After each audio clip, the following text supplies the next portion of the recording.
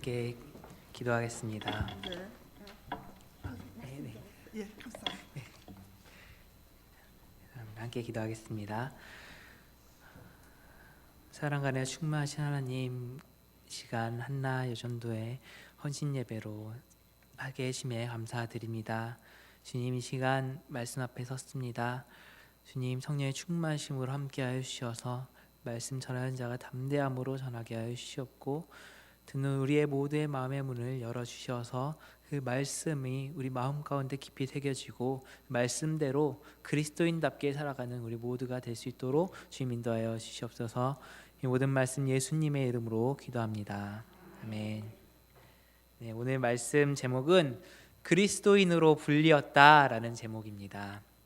성경에 예수님을 믿는 사람들을 그리스도인이다라고 부르는 본문은 딱 3번 나옵니다. 그 중에 첫 번째가 바로 오늘 부분이고요. 두 번째는 사도행전 26장에 나오고, 세 번째는 베드로전서 4장에 나옵니다. 오늘은 그중 처음으로 그리스도인으로 불린 사람들을 살피고자 합니다. 바로 안디옥 교회입니다. 그렇다면 안디옥 교회가 어떻게 해서 그리스도인이라고 칭하게 되었는지 한번 살펴보겠습니다.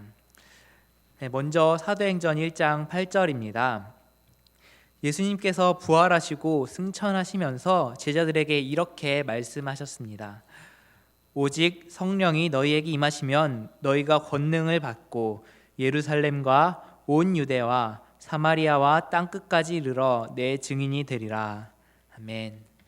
네, 사도행전은 이 말씀이 이루어지는 과정이 기록된 책이라고 할 수 있습니다. 이 말씀처럼 오순절 성령 강림 사건으로 인해서 성령님께서 임하셨습니다. 그리고 예수님을 따르는 무리들은 권능을 받았습니다. 성령의 권능을 받은 성도들이 이제 그리스도의 증인들이 되었습니다. 사도들을 통하여서 기사와 표적들이 많이 나타났습니다. 이에 따라 많은 사람들이 예루살렘 교회로 몰려 들어왔습니다. 실로 엄청난 부흥이 예루살렘 교회에 일어난 것이었습니다. 그런데 문제는 예수님께서 하신 말씀이 여기서 끝나는 것이 아니라는 것이었습니다. 주님께서 원하시는 것은 예루살렘에 모이는 것만이 아니었습니다. 그것은 사도행전 1장 8절 살펴봤던 본문의 시작부까지만이었습니다. 제자들은 예수님의 지상 명령에 따라서 예수님의 복음을 들고 땅끝까지 복음을 전파해야 했는데 예루살렘에만 머무르고 있었던 것이었습니다. 그런 정체된 상황이 깨어진 것은 바로 사도행전 7장에 나타납니다. 바로 스데반 집사의 순교였습니다. 그리고 8장 1절입니다. 사울은 그가 죽임당함을 마땅히 여기더라. 그날에 예루살렘에 있는 교회에 큰 박해가 있어 사도 외에는 다 유대와 사마리아 모든 땅으로 흩어지니라. 아멘. 네, 스데반의 순교가 박해를 불러일으켰고, 또한 그것으로 시작된 박해가 예수님을 믿는 사람들에게 일어났습니다. 당시 여기 8장 1절 초반부에 보면 또 사울이 등장합니다. 사울은 스데반 집사가 순교할 때 동참했던 사람이었고, 또한 이어서 보면은 예루살렘 교회를 잔멸했다라고 기록되고 있습니다. 만약 스데반의 순교가 없었더라면 예루살렘에 서 있는 예수님을 따르는 사람들은 그저 그곳에만 머무르고 있었을 것이었습니다.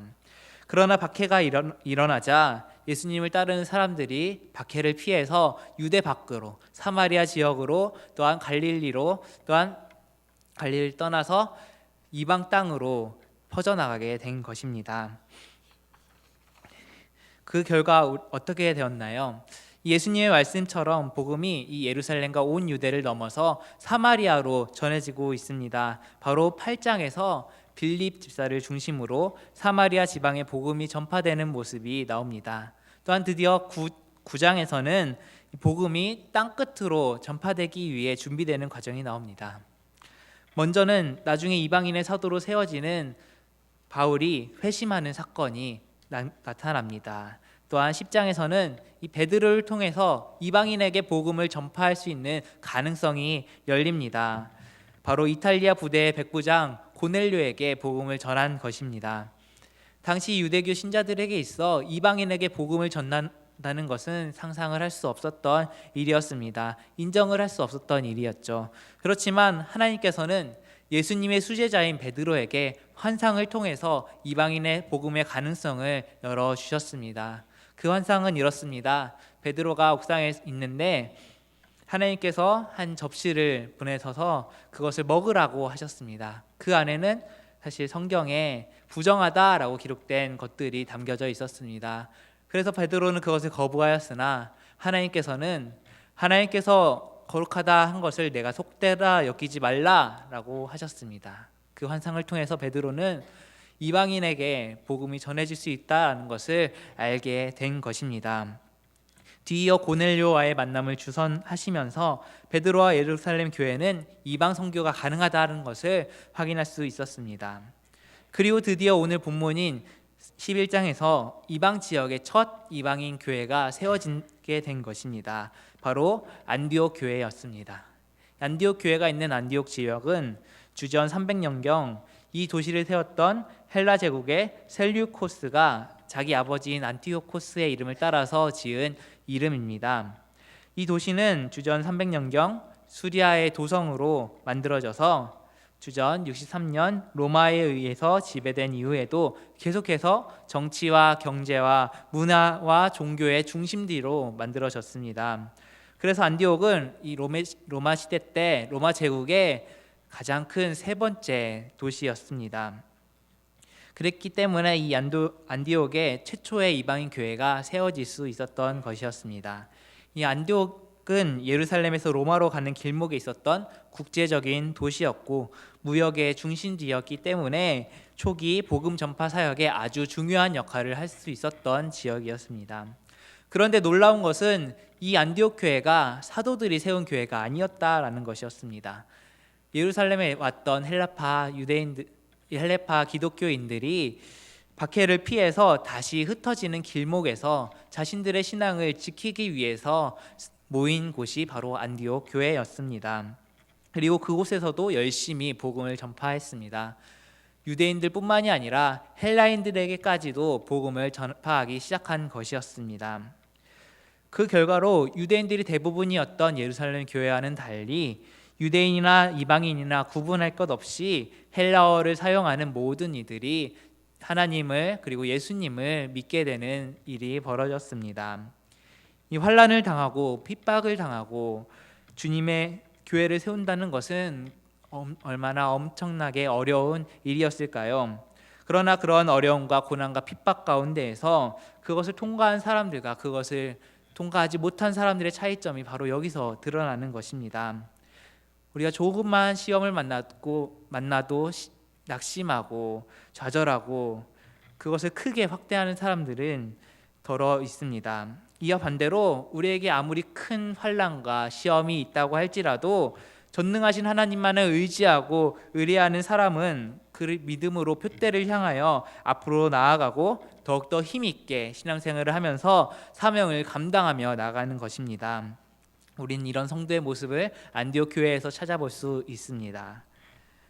이 사마리아에 복음이 전파되었다는 소식을 들었을 때 예루살렘 교회가 이 베드로와 요한을 사마리아 지역으로 파송했던 것처럼 이 안디옥 지역에 복음이 전파되었다는 소식을 들었을 때 예루살렘 교회는 또다시 바나바를 세워서 안디옥 교회로 파송하게 됩니다.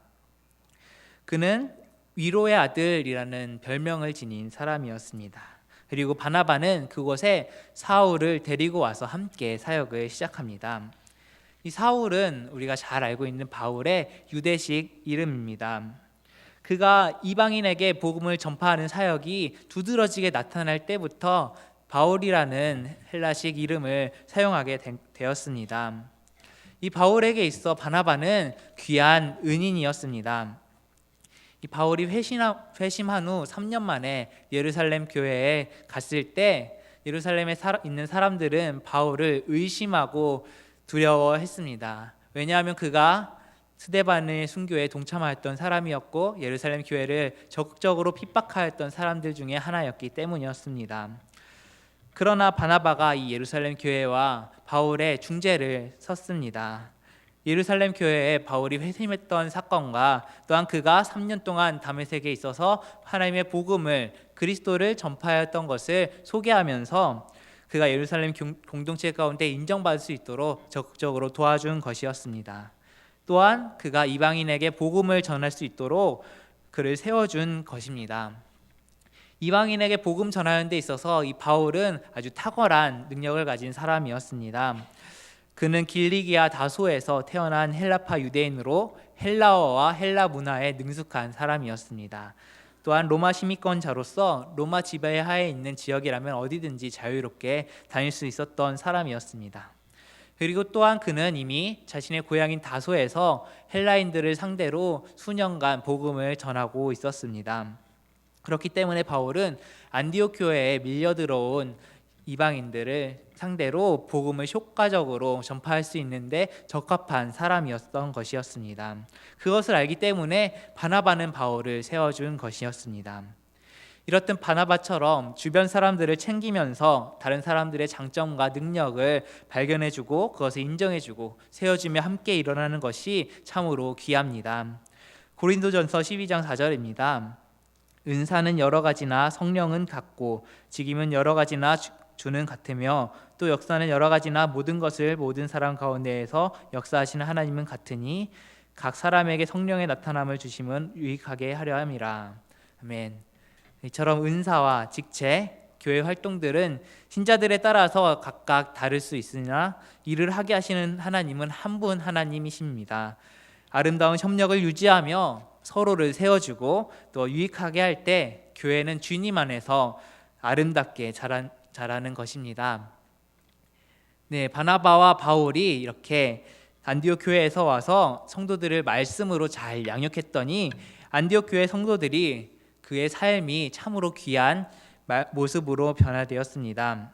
그들은 바울과 바나바에게서 체계적으로 말씀을 배울 수 있었습니다. 또한 그들은 그 말씀의 은혜를 받고 그 말씀을 삶으로 실천하며 나타냈습니다. 그 말씀을 준행하였습니다. 그렇게 1년이 지나자 이방 땅인 안디옥에서 예수를 믿게 된 사람들이 비로소 이방인들로부터 그리스도인이다라는 칭함을 받게 된 것이었습니다. 그리스도인이라 불리었다. 이것은 무슨 뜻을 나타낼까요?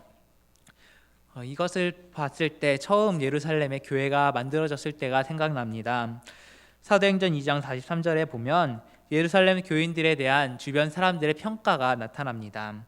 사람마다 두려워하고 온 백성에게 칭송을 받았습니다. 이 비슷한 반응이 안디옥에서도 일어난 것입니다. 전에는 예수님을 믿는 사람들을 그저 유대교의 한 분파라고 생각을 했습니다. 그냥 나사렛파 사람이다라고 생각을 했던 것이었습니다. 또한 사도행전 안에서도 이제까지 그리스도인들을 제자들이다, 성도들, 형제들, 믿는 사람들, 구원을 받는 사람들, 그리고 도를 믿는 사람들이라고 표현을 하고 있었습니다. 그렇지만 오늘 본문에서 우리에게는 너무나도 익숙하지만 성경에 처음 등장하는 호칭인 바로 그리스도인이라는 단어가 등장하게 된 것입니다. 그리스도인이라고 최초로 사용된 지역은 예루살렘 교회가 아니라 바로 이방 땅인 안디옥 교회였습니다. 그리고 그 영광스러운 칭호는 그들 스스로들을 부르기 위해서 사용한 것이 아니라 안디옥 사람들에 의해서, 이방인들에 의해서 불리게 된 것입니다. 그것은 우리에게 많은 것을 생각하게 해줍니다. 그리스도인, 다시 말해서 크리스티아누스라는 말은 당시에 헤롯인을 가리키는 헤로디아누스, 그리고 카이사르인을 가리키는 카이사리아노이라는 단어를 살펴보면 알 수 있습니다. 그것은 각각 헤롯이나 카이사르를 따르는 사람들 또는 헤롯이나 카이사르의 군대를 지칭하는 단어들이었습니다. 따라서 그리스도인이라는 단어는 그리스도를 따르는 사람들, 그리고 그리스도께 충성된 사람들이라는 뜻을 나타냅니다. 이 사실에서 우리는 먼저 이것을 생각해 볼 수 있습니다. 안디옥의 그리스도인들은 헤롯이나 카이사르를 따르는 사람들이 아니라 그런 최고의 권력자들보다 예수님을 더욱더 높은 분으로 생각했고 더 높이고 의지하는 삶을 살았다는 것입니다. 이것은 오늘날 우리가 그리스도인이라는 칭호를 단순히 기독교라는 종교를 가진 사람들이다라는 뜻으로 생각하는 것과는 더욱더 의미가 깊은 것입니다. 안디옥 사람들의 눈에 비친 그들의 일상은 그의 삶의 모든 것은 늘 그리스도를 의식하며 그분께 충성을 바치는 삶이었습니다.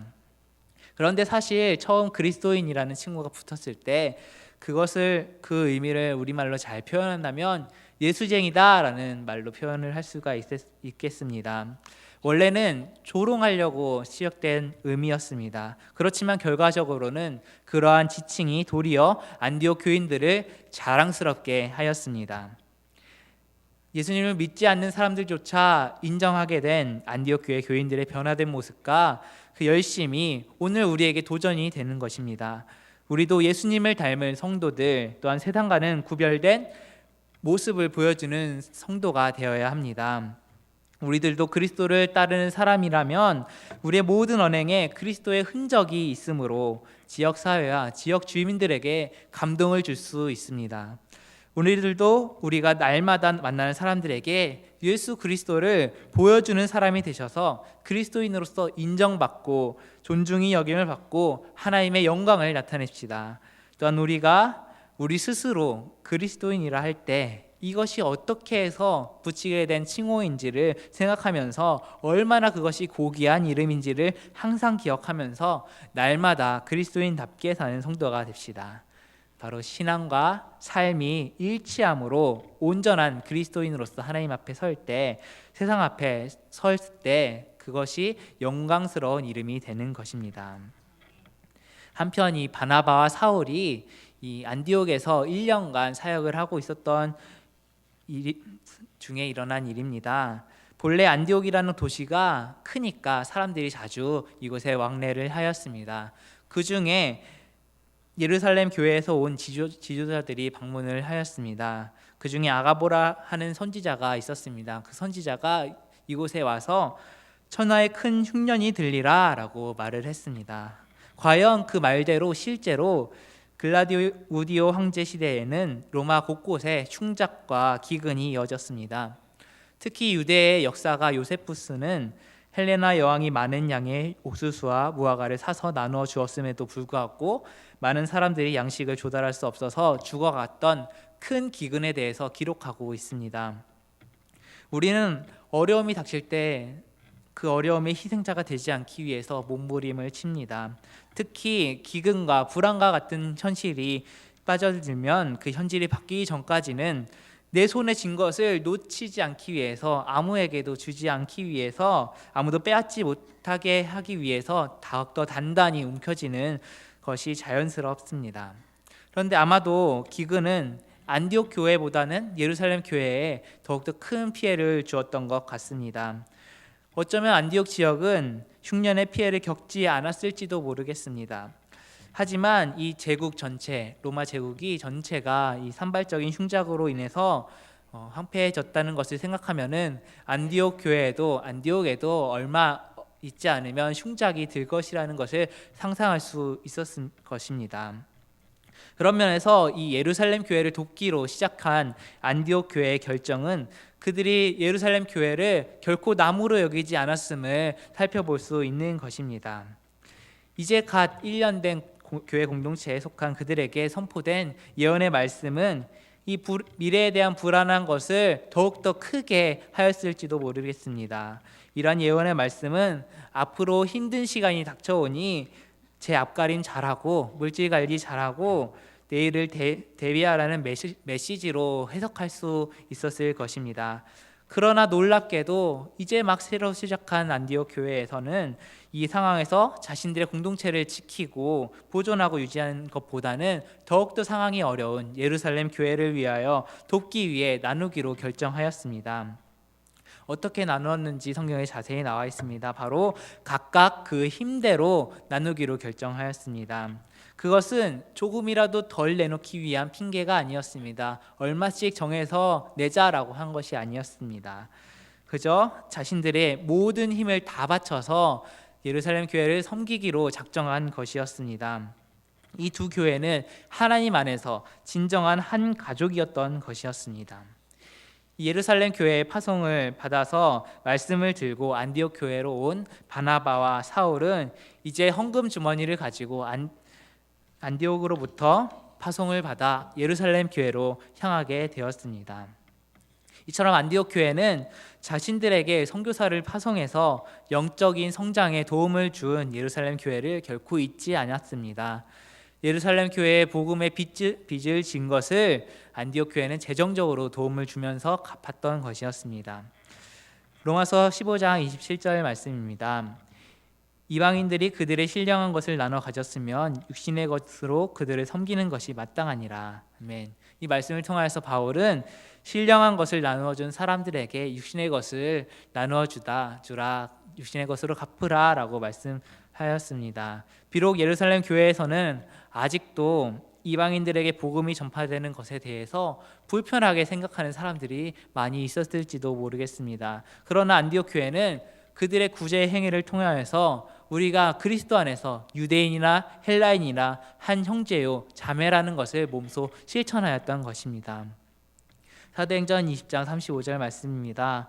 범사에 여러분에게 모본을 부어준 바와 같이 수고하여 약한 사람들을 돕고 또 주 예수께서 친히 말씀하신 바 주는 것이 받는 것보다 복이 있다 하심을 기억하여야 할지니라. 아멘. 또한 누가복음 6장 38절 말씀입니다.